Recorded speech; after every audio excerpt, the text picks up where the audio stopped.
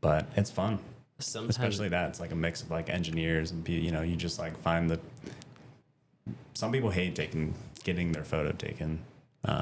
Hate getting their photo taken. But yeah, it's a lot of people do. Yeah, it's fun to be in that situation with someone and just be like, all right, do this, all right, and then you make them look good, and Right. they walk away and they're psyched and they feel good, and Yeah, putting people who like aren't used to being on camera at ease is like a big part of the job. That I don't think I realized that when I first started doing it. It's like, oh no, you're there to like make them comfortable and make them feel good about themselves when they're in front of the camera, because most people, including me, it's not fun being in front of the camera. yeah, But yeah, those headshot jobs. I also like struggle on those kind of shoots because I really want to build out the lighting setups to make it like super, super dialed, but also like at a certain point, it's just overkill. So finding that balance too. and when it's step and repeat, it's like you go from 6'4" to Oh yeah. 5'4", and you're like, okay, Yeah. give me 5 minutes. Yeah, you can adjust heights, but then there's always something, Yeah. inset eyes, different facial features, and you're like, but you might only have 5 minutes between people Sure. if you're trying to run through a bunch. So Yeah. Everyone that steps in, small adjustments from a lighting perspective. When you're doing those jobs, are you, what am I, are you usually working with an assistant, or is it just you? I would always work with an assistant if I could. I mean, Yeah. something like this barbershop, right? It's like smaller. It's not a chain barbershop. There's no corporate dollars behind it. So Right. that was kind of like, yeah, we'll just show up, and they were even like, hey, if you need hands moving anything, we're all here for it. They're all cool. just kind of like watching each other get their photo taken, which is funny. But Yeah. no, I mean, if there's budget, hire an assistant. It's it's definitely worth the money. Yeah. For sure. No, that's cool. I was trying to think, what was the last job that we did together? Because it's been a minute. Dude, it's been a long time. It's been a long time. Yeah. It might have been that Truewerk spot. I think it was. Now that I'm thinking about it. Yeah. That was a super fun one though. Yeah. And then from there, because you also do stills in addition to video. Yeah. I mean, I don't really advertise it. Yeah. I don't know why. I just think it's, Video is more of your wheelhouse. kind of pick a lane. Yeah. I guess with video, it's sort of the full, ensemble of like all the mediums. And so I think that just scratches that itch maybe more than photo. So I'm kind of like, if I want to accelerate in one thing, I would rather be it on the video side. Okay. But not that they're two totally different worlds.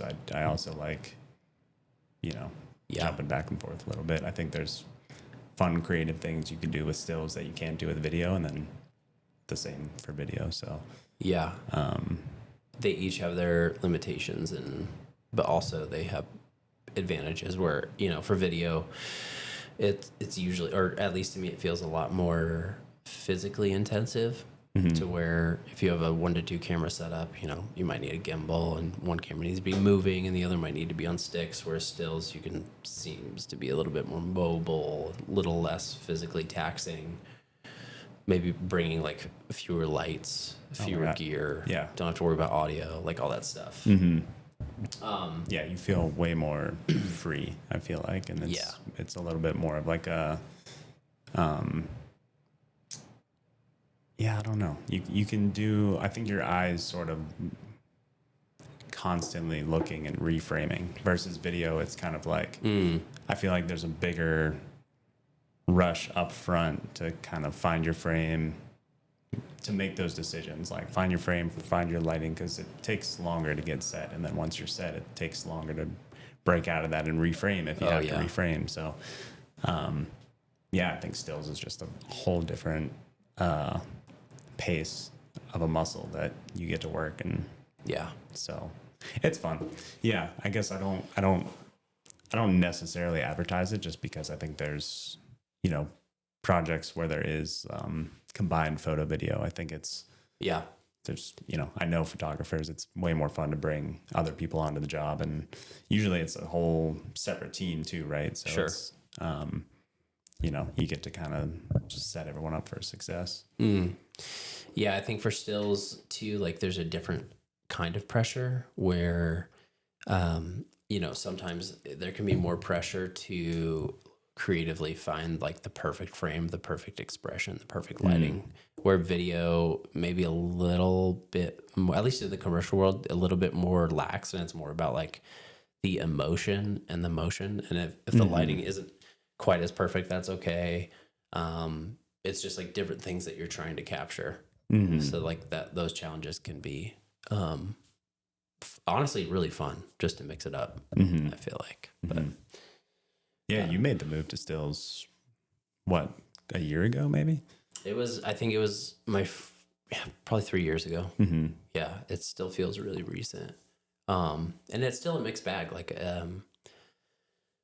I'm still doing video quite a bit, but then year to year, sometimes it's almost 50-50 where like half the jobs are stills jobs. And then other times it's more video. It really just depends on the year. Every year is so different, but that's freelancing. Yeah. So every year is always different. Yeah. How long have you been, well, for the people who are listening, they don't necessarily know too much about you. Could you give me like just a quick intro about yourself? Like, Sure. like what do you focus on, your background, like how you got your start? Just super simple. So my name is Sean O'Neill. I run Shano Films, which is basically me. Freelance video, photography. What kind of projects do you like to work on? Yeah, I would say,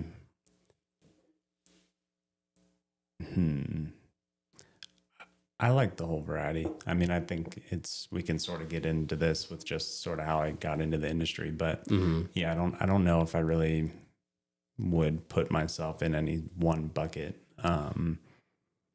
Because I think every project has something fun to offer. Yeah. I think that's part of the joy of doing it, is there's just always an element of creativity that you can pull from each project. And, I think overall though, I think it's, more people focused. I think I'm just, I love human stories. I love feeling connected in that way to either what's happening in the world or just what makes other people tick. Yeah, those type of stories are fun. Yeah. I mean, that reminds me of the canoe built out of skateboards with Grayson, who we both know and have worked with now. Quickly tell me about that one, because that one just popped into my head. It's a really cool documentary. Well, short documentary, I guess you could say, spot that you shot. What was it, 2-3 years ago, something like that? I think it was at least 2 years ago now. Wow. Which, just had a call with Ted, and I mean, we catch up every couple months. He's out in California now, but I was kind of like, hey, so, should we take this thing any further? Should we chop it up? Should we start just posting? I mean, there's some frames from that I absolutely love. And, we had a lot of help from a lot of other creatives on it, that it'd be cool to just sort of start to, pull some more from that. If you didn't catch the full thing, which we did a live premiere at the Annex, at the 303 Annex in Denver. It was a lot of Grayson's homies and just, people in the local skate scene. And it was like that for us, I think felt like the pinnacle. Cause we weren't really sure. We just made the thing. And then it was like, okay, I think this is like starting to turn into something interesting. So let's sort of go all in on it a bit. And, but still bootstrapped it. It's not like we were building sets or anything crazy. It was show up with the camera on this day. This is going to happen. Okay, cool. Yeah. And give me a little background, like from the beginning, just what was this story about? Yeah, it was Grayson, and who I think I knew of. I didn't really know, but friends with my buddy Ted.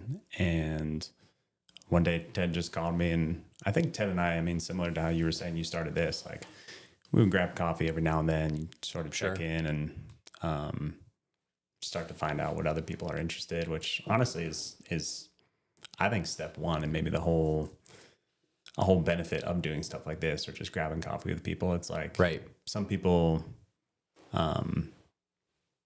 yeah, they have certain things to offer. They have certain interests that, like, how else would you know unless you have these chats? Yeah. And it's not always the work that people are posting that they're doing. So, you know, someone might be doing all sneakers or shoes or, I'm dating myself saying sneakers. But yeah. But then on the side, they're like, no, I really want to shoot music videos. So yeah, I think it's important to voice that and make it known, because then when that comes across, when someone has an opportunity, whether it's paid or unpaid or a passion project they want to put together, you know, your name could pop in their mind. Yeah. Yeah. You're just talking about like the importance of maybe even just like, you know, staying top of mind with people, not even from a business perspective, but just creatively. Where it's like reaching out, you know, grabbing coffee and grabbing beers with other creatives in town and just like talking, staying in touch, pitching ideas, things like that. Yeah. So sorry, I guess sidetracked, but that, I think that was happening. You know, like I said, Ted and I would sort of check in, and I think one of us mentioned, or we both were like, yeah, you know, it'd be really cool to just sort of do like a character portrait story, something documentary, but maybe there is a narrative. We can sort of like control when we shoot, how we shoot, or it is just a really interesting story and we just show up and like see what we can make. I never really worked with Ted. Ted had been actually a really awesome assistant on a couple shoots, I guess, leading up to that, some automotive stuff. And I mean, he's an incredible photographer too. So what's Ted's last name? Ted Monet. Monet Heron. Yeah. Okay. Yep. I know of him through Instagram. I don't think I've met him in person, but cool. Awesome guy. But yeah, he just called one day and was like, hey man, so I'm over at Grayson's and yeah, you should just come meet this guy. I think you would like him. And he's building a canoe out of skateboards.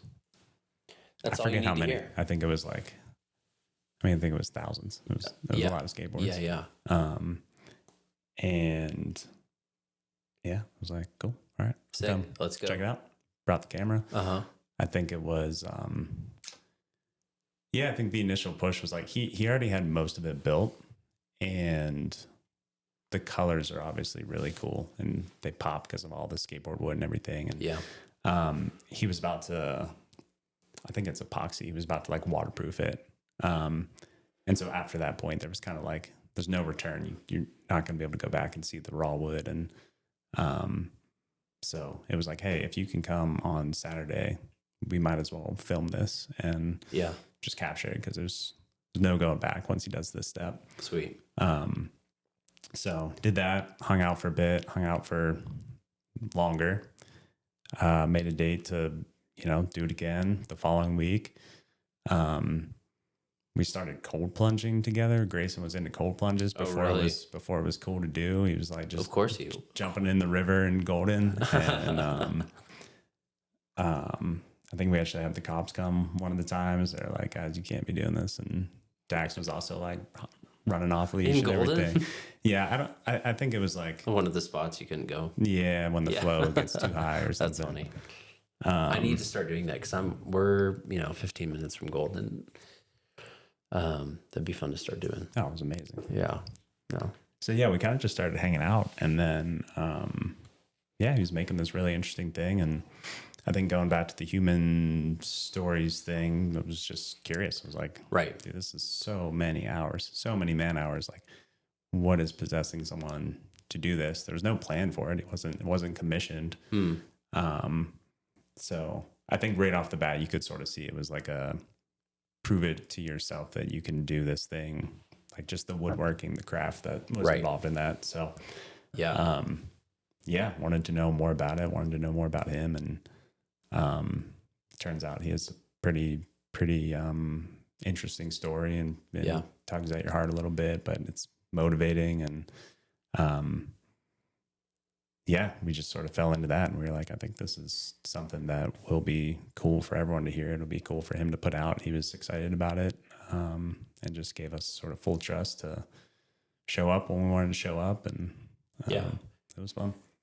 I'll post the link to that video so people can check it out. But I had a similar experience working with him on the spot that I did with him last year. It was super fun. Him and Connor were awesome to work with. But at that, I guess my question at the time, were you looking for like a creative project to work on at the time? Were you like actively looking for something like that to be filming, or was it just like a last minute, hey, this popped up, like I'm just going to go do it and check it out? I mean, I think always, right? Always be looking As a creative. Yeah. Yeah. Yeah. But no, like I said, it was Ted who sort of connected the dots. And I think it came out of just having a combo with him about what it is I was looking for. So, Right. No, I wasn't really spending time online or on Instagram being like, who's, doing something cool that I can go bother and show up with the camera. It was like, it was more just sort of having casual conversations about it, and then making the time to go do it. Right. I think we shot that over a full year.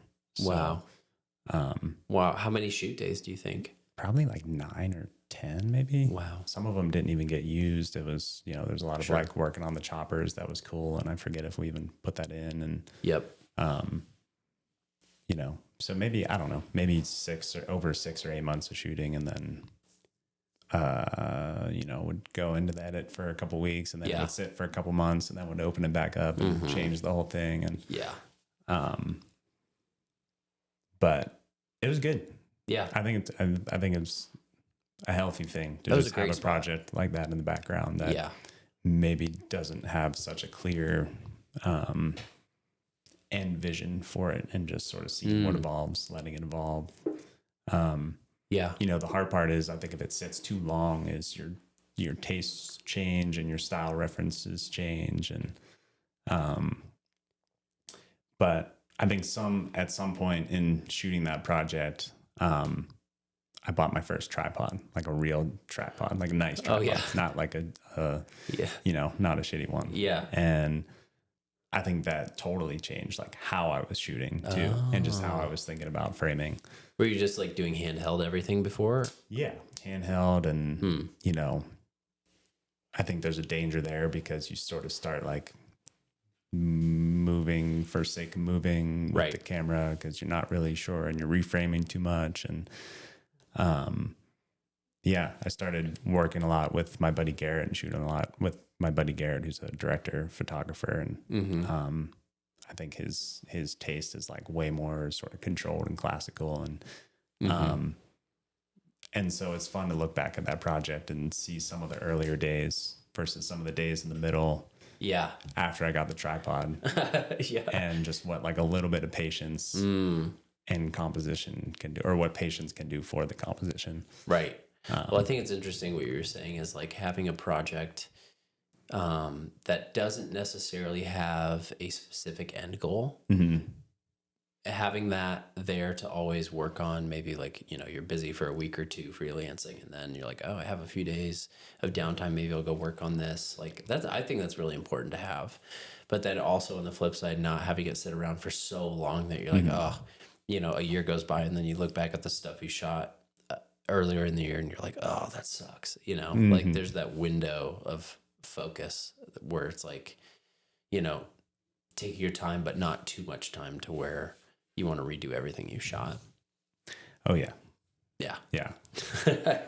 I think that's been a pattern too. I mean, I'm sure for a lot of people, but definitely like creatives in general, even early days of just, making drawings or paintings. And it's like, man, if it sits longer than 3 months, you go back to it. Oh my God. Yeah. Do the last touches, and you're like, I think I'm going to start over. This is terrible. I think I'm going to start over. Yeah.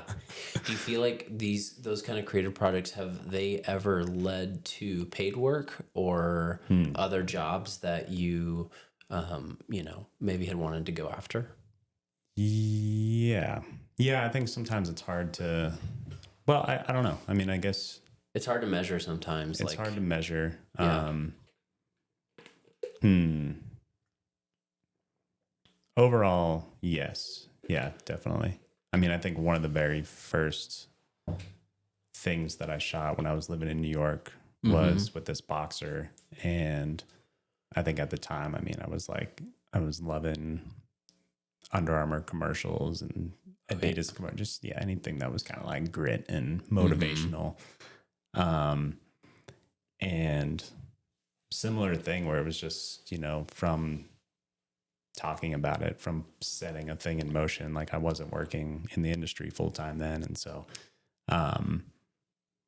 but was letting people know that that's what I was interested in doing. Sure. And, people talk and they connect the dots and, hey, there's so-and-so, and he's got a really interesting story. He's also like trying to start a gym. So he's down to be on camera and, and then there you go. You got your opportunity, paid or unpaid, just take it. And I think take every opportunity as an opportunity, as if you're gonna, just make the thing that currently is getting you excited or inspired. Yeah. Even if it doesn't necessarily lead to anything, you're still going to get something out of it, even creatively, or at the, at the worst, you figure out like what didn't work. You try something and you're like, well, that didn't work. So like moving forward, now I know totally how to navigate that situation, whether it's, from a camera perspective or a client perspective or an edit perspective. There's always something to learn. Yeah. Yeah. Yeah. And you're building your base, right? You're always building your base. And I think every opportunity offers something that you can learn from. Maybe you take risks but no, there's definitely, and then, there's been some pieces that were loosely paid passion projects, right? Like small local projects. And you sort of put everything back into the project because when you see the potential in something, you're like, all right, we can make this cool. And this will only help build the base. And then years later, a producer points to that and they're like, that's fucking awesome. Right. And that's what got you the job. I want that. Yeah. It's like, there's always those three things you look for. It's either the, is this a portfolio piece where I'm going to get something really cool out of it? Is it a paid piece where, I'm going to get a solid paycheck out of it? Or is it the crew or the people that I get to work with, new connections that I get to make, or even just like, these are my homies that I want to go and shoot with and have a fun time. The 3 Ps, man. The 3 Ps. I feel like you or someone told me that like right when I moved here. Oh, really? Oh, yeah. Oh, man, I don't know if it was me. Someone told me, so I learned it from somebody else. I didn't come up with that. But yeah, that's always like, if you can get 2 out of those 3 things out of a project, it's like, okay, great. I don't know if I've ever gotten all 3, but maybe. I got to think back. Maybe there has been one where it's like, you get the great paycheck, the crew is incredible, and you get the portfolio piece. But that's like, I don't know. I feel like that's rare. That's the home run. Yeah. Yeah. That's the holy grail. Yeah. Well, so I took a look. I've known you for a while now. We've worked together quite a bit over the years, and we've kept in touch. We have a lot of mutual friends in the industry. But I took a look at your website the other day and your work, and I forgot how much work you have done in like the automotive space with cars and motorcycles and just like that world in general. And I was like, oh yeah, like Sean has done a lot of this. And I think there's, I walked away from, seeing your work with like this feeling of like adventure, which I know like you also take, like, I have this idea of you in my mind, like Sean's always going off on these adventures. Like, I think it was last year I met up with one of our mutual friends and I was like, somehow your name got brought up and he was like, oh yeah, Sean's like up in Wyoming doing like a month-long elk hunt or something like that. And I'm like, yeah, classic Sean, this sounds amazing. But I think that is reflective in your work. And I wanted to ask you, like, when you go out on adventures or go out doing different things, are you drawing from those experiences creatively? Is that what like refills your cup creatively? Or is that just like, I love doing that stuff and I also, have my creative outlets? I was curious to ask, like, what's the line there? Yeah. I mean, I think, Yeah, I think there's a couple ways to answer it, because I think there's a couple things that happen. Maybe it's a mix of both. Yeah. I think sometimes it's great to just step away and go let your mind, absorb something else entirely different. Because that's hard for me. Like as a creative, Yeah. I feel like it's, and I'm envious of that when I see like the things that you go off and do. I'm like, oh man, I wish I did that more. Do you mind actually? Okay. I mean, I'm excited to talk about that. I want to revisit the Truewerk project. Oh, sure. Because I think, one of your openers was just like how you got into the industry. And I mean, this sort of feeds, this will go back into like passion projects or just looking for that type of project. But the Truewerk job was pretty soon after I moved to Denver. And after I moved to Denver was when I was like, okay, I want to do this full time. Like, I'm going to give myself a year. And if it works after a year, I'm going to give myself another year.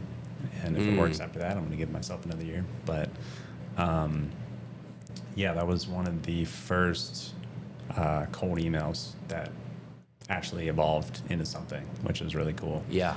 I think Truewerk was like a pretty small brand at the time. I mean, in they probably 6 years, they've grown a lot. Yeah. And so met directly with the owner after an email, just honestly, just like a shout out.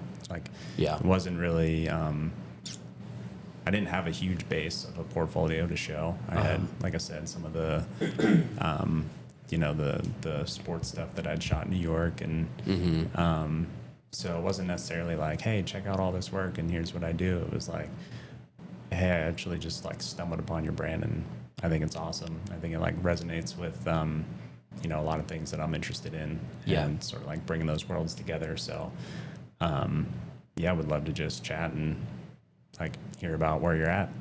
Yeah. That turned into, we started talking and the owner, he wanted to do something where, he referenced like a Yeti Presents video. And so my brain lit up because I'm like, that's, that type of work and those videos honestly inspired me to pick up a camera and just start going and telling those human stories or finding the stories. And so, it was like, perfect. All right. We had the creative conversation and then, the question comes in like, all right, well, what are we working with? Like what's going to be the constraints? Yep. Well, it's a travel job. You got to go to rural Illinois for 3 days. Yep. And we have 5K. And I was like, okay.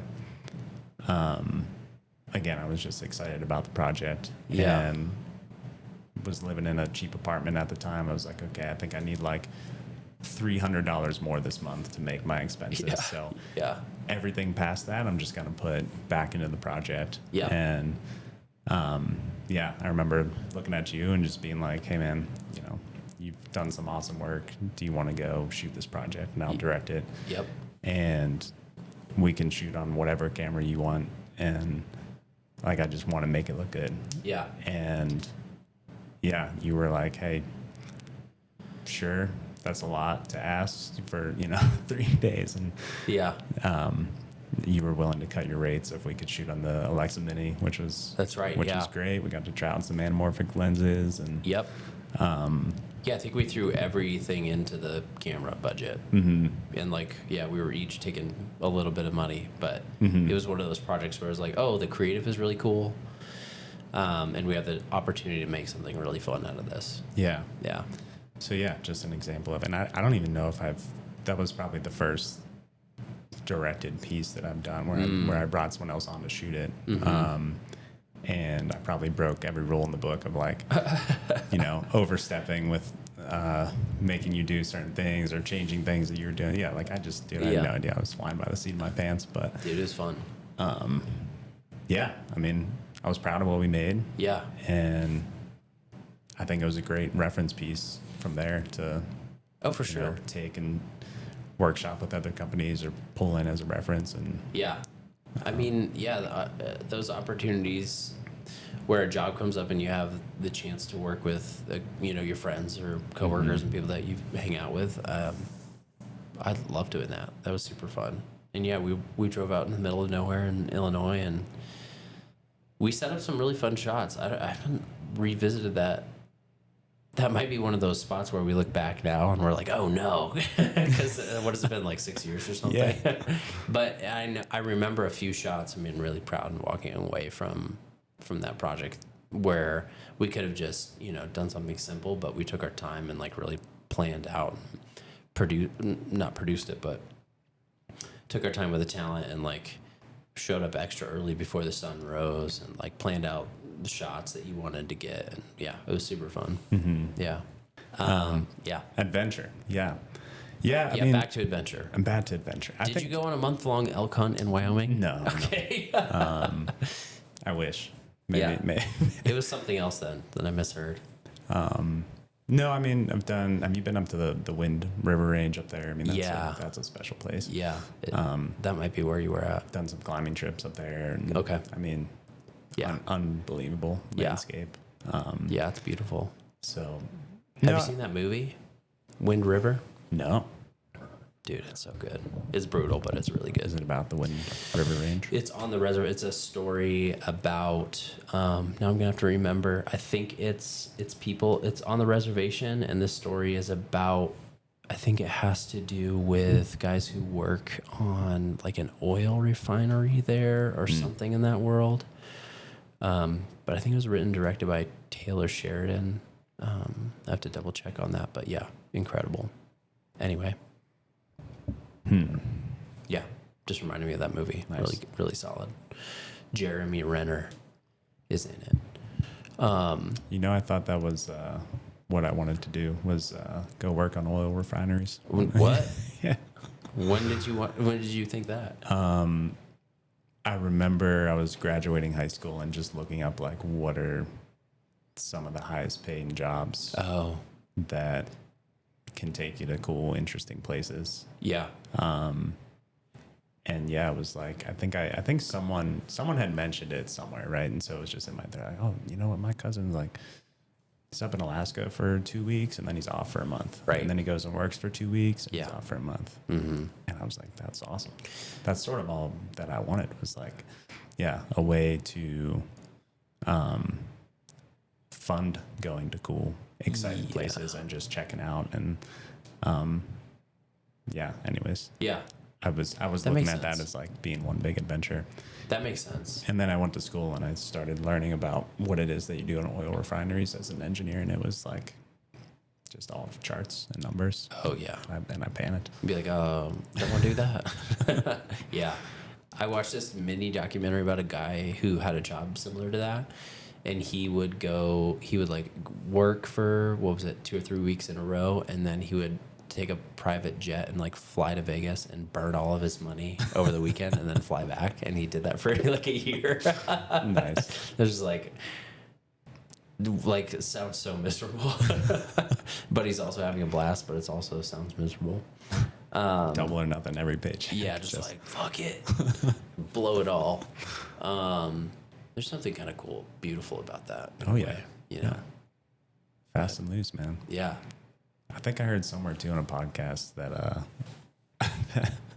I told my buddy one time, I was like, yeah, man, there's these guys were talking. They're like, you know, like money is, it's like rice. It's just like it's a commodity. It's just, oh yeah. I'm trying to remember their angle, but yeah, they were like, money is like rice. Like we're just making more of it all the time. Mm-hmm. It's a commodity. So it's like when the stockpile is high, it's not worth as much. When the stockpile is low, you value it more. Right. But it's out there. You can always find more of it. So yeah, don't stress about it too much. Right. It just sucks when you don't have it. Yeah. When you don't have any or enough. You just need enough to buy just rice. Pay the bills. Because then you can stay alive. Yeah. Enough to buy rice. Okay. But going back to your website, your work, the adventure, let's steer back towards specifically just like your work. You know, you did the spots with Pennzoil. I think Garrett Kramer directed those. And then also like how do you say ristretto? Ristretto, is that how you say? Ristretto. Ristretto. The motor, what they're called, e-bikes? Is that what okay. Yeah. You've done a lot in that space. So like, is that, were you going after those types of jobs initially, or did you kind of like fall into it and be like, oh, this is sick, and then you just started shooting more of it? Can you talk me through that? Yeah. I think early days, man, it probably came from meeting Lad, who at the time was building that whole base of automotive work that he was chasing, and I think I sort of piggybacked off of that, or hopefully it was a good addition to that. We just became good friends, and I mean, he was just a mastermind at putting together spec pieces, and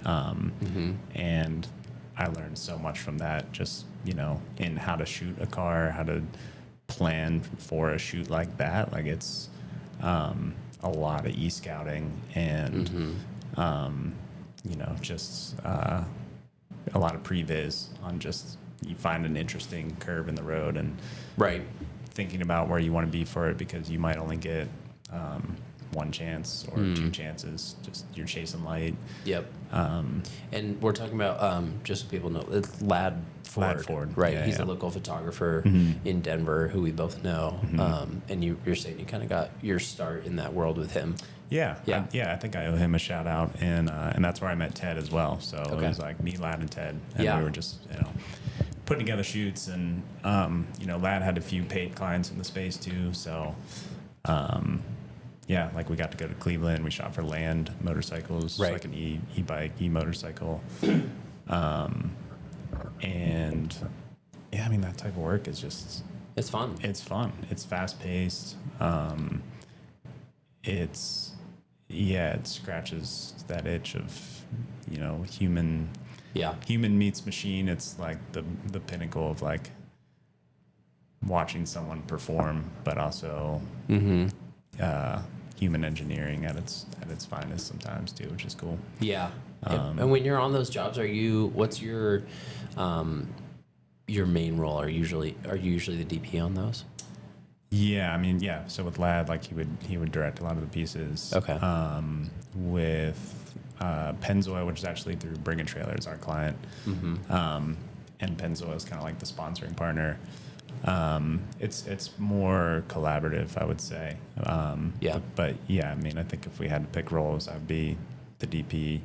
Garrett's more directing, and but it's just the two of us, so it's like we're both trying to craft this story and come up with ideas, and almost like rounds of like peer reviews of how we want to shape this thing before we go into it, and then we go into it and we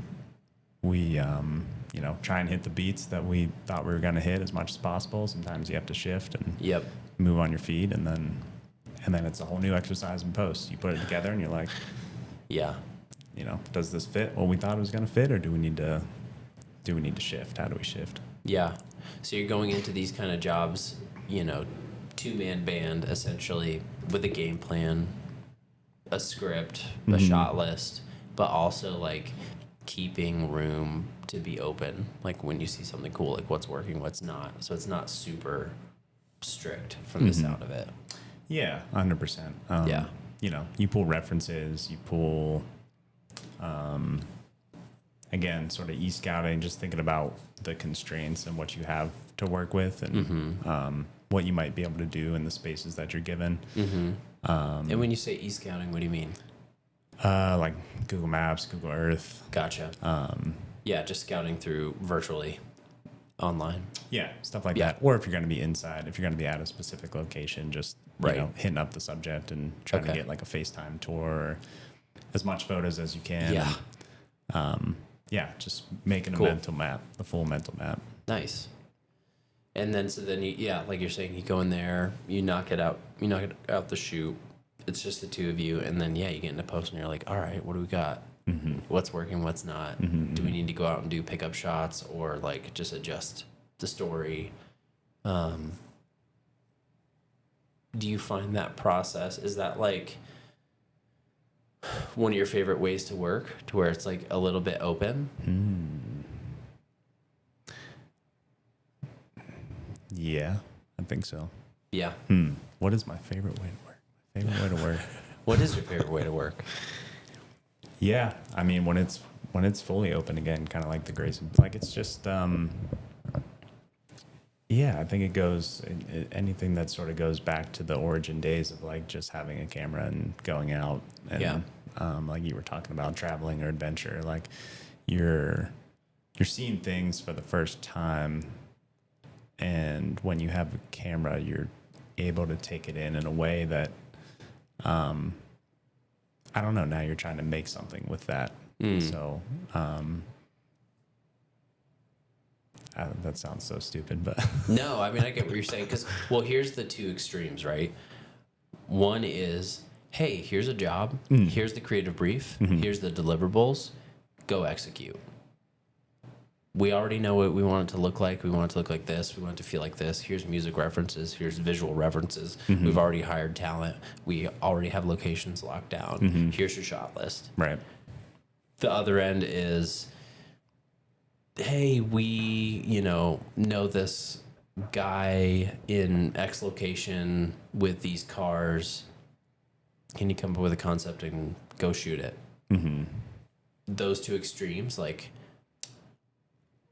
do you lean one way or another? Yeah. Or is it somewhere in the middle? Like you were saying, these jobs, it sounds like it's kind of in the middle where you have like a game plan and a shot list, but also it's open to interpretation or... Yeah. I mean, I think that's, it's up to you to drive the ship a little bit on, it's up to you to decide how you want to show up for each of those scenarios, I think, because we don't necessarily get to pick which scenario gets thrown our way. Right.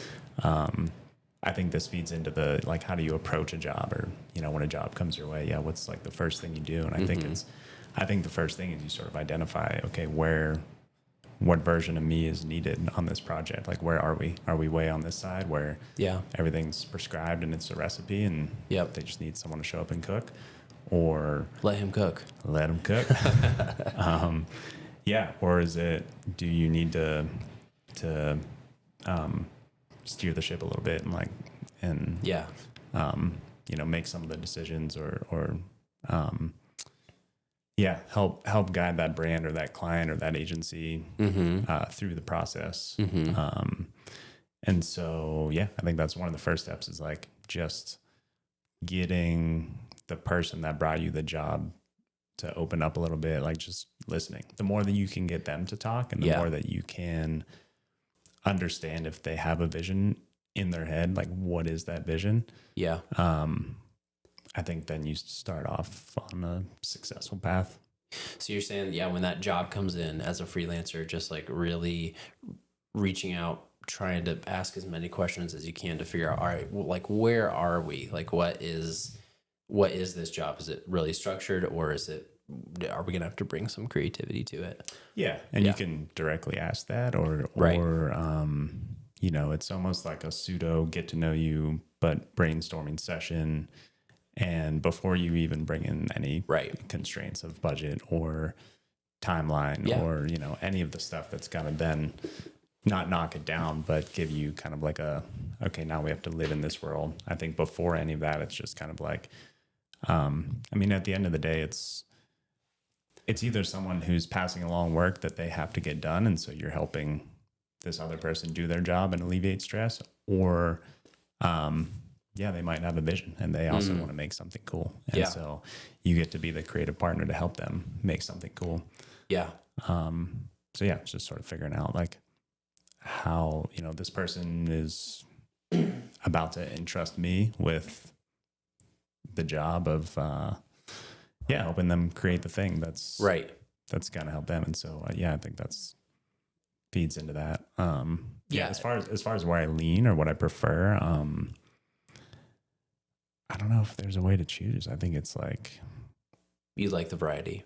I like the variety because I think one, if it's already prescribed, you get to focus on immediately kind of like the details and it's a different sort of like problem solving almost, or okay, how do we maximize each of these scenes or and versus the other end, you kind of have to like create the constraints. You have to pull in the references and but that's also fun. You have the world at your oyster to think about.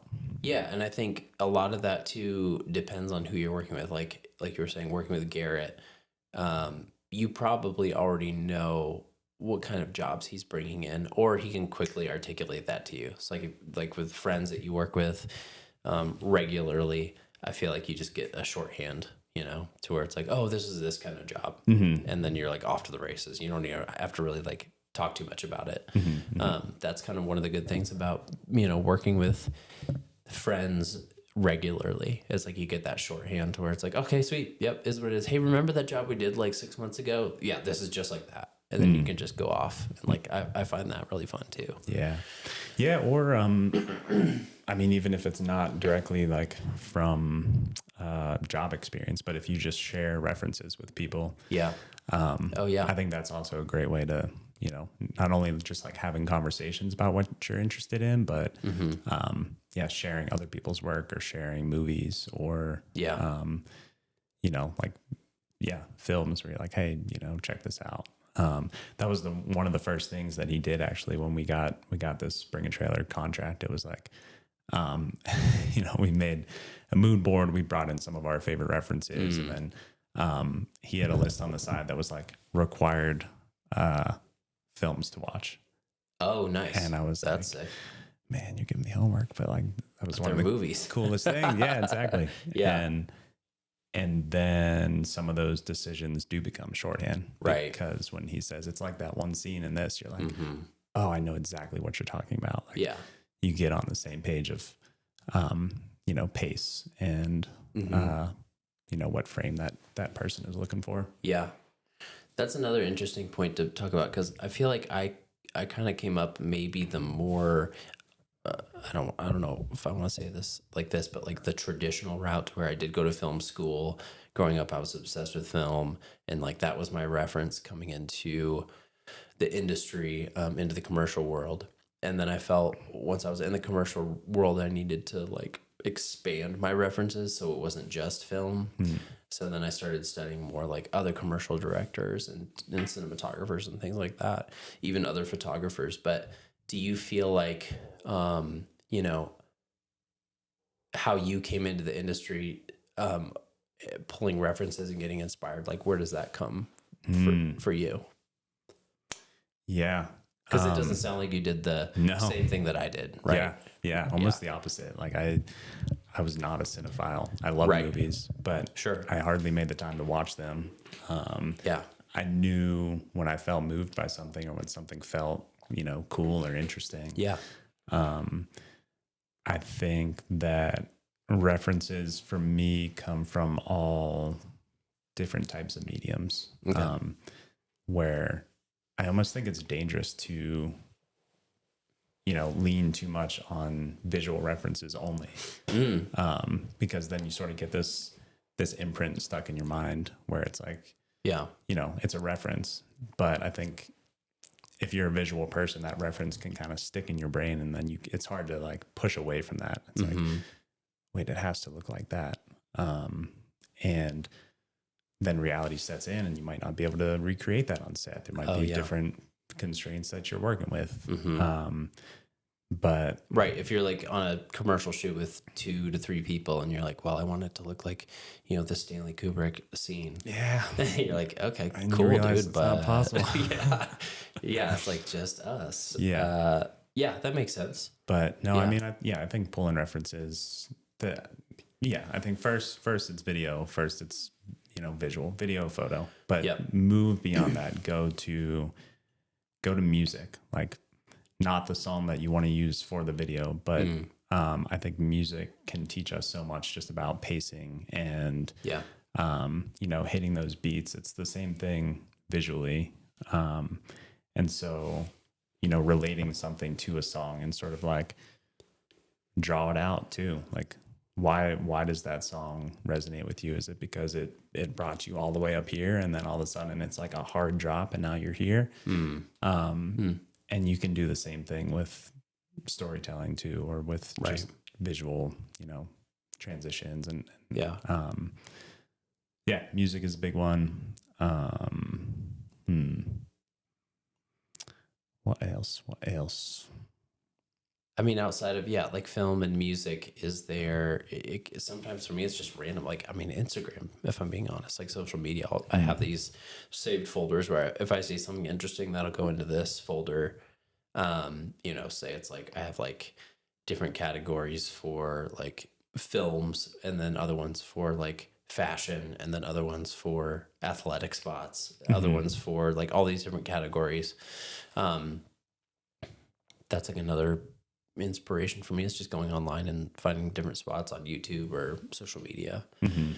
But yeah, music's a huge one. I feel like it's not, the visual medium, but it ties into what we do very closely. So I get what you're saying there. Yeah, I mean, part of the world that I came from before going into this industry, I was in lighting design. So we would do architectural lighting, and part of that, when you're building a concept before you sort of dive into the technicality of things, and you're building a mood board, you're building a story to present to the architect or to the client. Yeah. And I mean, you're having to pull a lot of strings, because at the end of the day, it's just lights. And so you're like, okay, but we're gonna like tell this whole story as you move through the building. And, right. But I mean, a lot of times you're just pulling in like elements or textures or, I mean, there's references all over. It could be like, pick 3 things, water, right. way overused, but yeah, how can thinking about a project and using water as your inspiration shape the whole project? Cool. Yeah. Just different ways of approaching projects creatively. Yeah. Versus only, relying on what you've seen or what other people are doing. I think that's sort of where like trends emerge, and things that almost become like expected or formulaic. Yeah. And I think it's great. I mean, everything's sort of like borrowed. Nothing's truly original, but still like an artist. Yeah. But I think to get close to something original is to shut all that out for a minute and just think about, what could this project be? Oh, yeah. Yeah. How do I say that better? I know what you're saying. Shut everything out and just like maybe be still and just see like where ideas come from. Yeah. And not just be scrolling. Not just and like pull reference after reference after reference. It's just like, okay, let me stop and like let my brain actually go to a place or something. Be open to inspiration. Yeah. Hard to do at your desk though. I don't think it hits at the desk. Like if I was like, hey, at 10 a.m. I'm gonna sit down and I'm gonna like brainstorm on this project. I think do that, but with no expectation of actually like reaching the conclusion of the good idea. Yeah, you can't force creativity. No, I think you can exercise it though. So I think it's like, okay, I need to plan out this concept for this shoot. So you got to make space to think about it, and you can write down ideas. You can, whatever. But then it might hit you 3 days later when you're walking your dog or something. And so, yeah, you never know. You never know, man. Okay, so getting back into it, I do want to go back to like the adventure side of things that we kind of talked about earlier. Getting back into that, like how does that influence or inspire some of like your creative projects? I wonder if you can talk about that a little bit. Yeah, I mean, I think it always kind of strikes a chord because it's probably what influenced me to get into the industry in the first place. I think I was just feeling like there was the whole world out there that I wanted to see and experience, and, people I wanted to rub shoulders with. And I think just even from like early days of, I was always just bringing the camera along, and it was such a fun tool to have on trips. It, to me, kind of would enhance the experience, because you're looking for moments all of a sudden. Yeah. You're you're not just like passing through a place, but you're trying to find the details, and you're trying to find the moments or the interactions between friends. And hey, it's just so awesome. But so like early days before even moving to Denver, went to Tokyo with Joe Friend and his brother Nick. And the whole point of the trip was just like a street photo exploration. We wanted to just go to Tokyo, but it was, I mean, every day I think we were up at sunrise and then home late, and it was just photos and eating the whole time. So sick. And yeah, it was cool. I'd never done that for just like 9 days straight. Oh my God. Wow. And so you get into such a rhythm, and I bet. again, you're just like exercising those muscles. But on that trip we were somewhere on the coast, and catching sunset, and I'm trying out this wide angle lens. I'm like, trying to get the coolest sunset photo, and sun dips. We're walking back up the hill. I'm checking out the photo. I'm like, scrolling through what I got. All right, comparing this to this, and didn't even see it coming. But like one of those little like chains that'll block the access road, just hanging down at shin level, just like straight Widowmaker. And I'm checking out the photo. Next thing I know, I go from this to just full face plant. And somewhere between standing and all the way down in my brain, I was like, I got to save this camera. So I just shot my hands above my head and just took the full force on my forehead. So I thought, and so they're laughing at me. We hit the train. We're heading back. I have a big, lump right here. Yeah. And then I reach into my pocket and I pull my phone out, and my phone is just tacoed. Oh my God. Just tacoed. So it was like face, thighs. Oh my God. Destroyed. Just destroyed. But did you get the shot you were going for?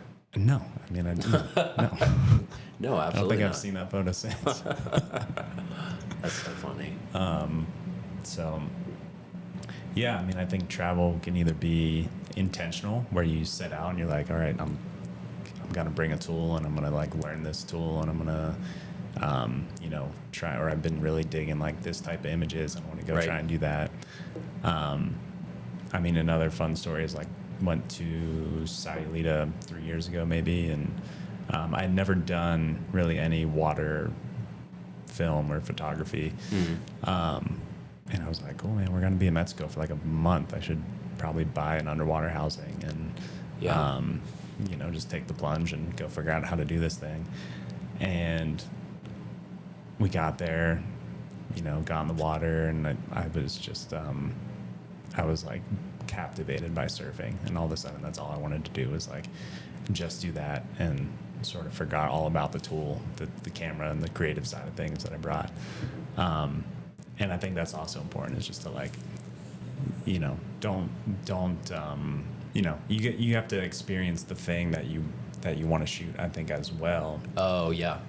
To do it justice, or to be able to shoot it.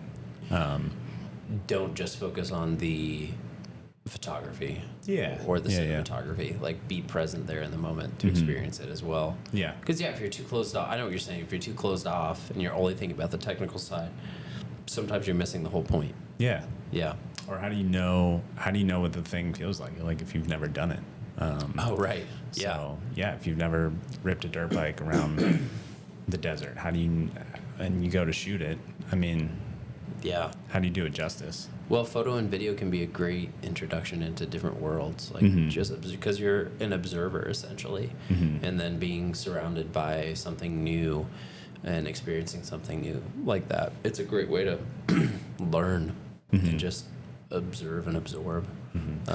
But yeah, so I brought this underwater housing, and then after like a week in the ocean, I was like, man, this is like not that swimmer friendly of a beach, and I'm a horrible swimmer as is. There's like one section that's sandy, but where you actually surf, it's like all sharp, rocky bottom. Oh shit! And I think I only tried the housing in the pool, and I didn't even bring it in the ocean, because I was like, there's actually no way that I didn't have like fins or anything. Yeah. So a little bit of I was like, so excited going into it to try this thing, and then I got there and I was like, yeah, I actually might die if I bring this into the water. So Josh Brendy's had a similar story. yeah, I mean, he was on the podcast too, telling me about like how he went down to Mexico, got the underwater housing for the project, like had no idea what he was doing, and like he like tried diving down, and then he realized he's like, I don't know how to dive. So he only got like 2 or 3 feet down, and then he's like, I don't know what I'm doing. And then the guy he was working with or filming with like helped teach him how to like properly dive, and he slowly worked his way. But yeah, I mean that learning curve, oh my God, like not only are you trying to get a good image and focus on that, but holding your breath, being underwater, trying to figure out like how to do all that side of things, that's insane. Mm-hmm. Yeah, but like, what else are you gonna learn? So, Right. You know, that's baby steps, You just or gotta go for you it. just throw yourself into it. Yeah, Sink or swim. Sink or swim, man. Yeah. But yeah. That's cool. yeah. Nice. Well, Sean, thank you for coming on the podcast. Of course, man. I think it's about the time we got to wrap things up. Cool. But yeah, we've known each other for a long time. I've always admired your work and admired your approach to projects, and glad I could have you on and pick your brain a little bit. Dude, thanks for having me. Yeah. Yeah. I'll catch you on the next project or the next hang. Let's do it. Cool. All right. See ya. See ya.